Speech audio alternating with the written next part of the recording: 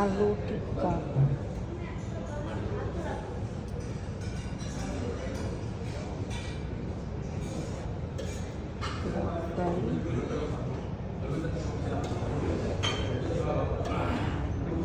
রসম, খাবে সবজি। আজকে প্রথমেই খাবার খাইলো, মাছ ফ্রাই, চিকেন ফ্রাই, কট্টুকারি নামই তো আমি কখনো শুনিনি।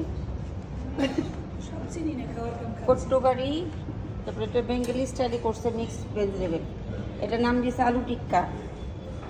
আমি নেই আমি গরুর মাংস দিয়ে খাইছি, কারণ এগুলো আমার চলবে না। আজকে আপনি এসে প্রথমেই খাবার খাইলাম, অর্ডার দিয়ে খেয়েছি। আচ্ছা আচ্ছা, এটা সাম্বার, এই সাম্বার খেতে খেতে আমি অসুস্থ হয়ে গেছি।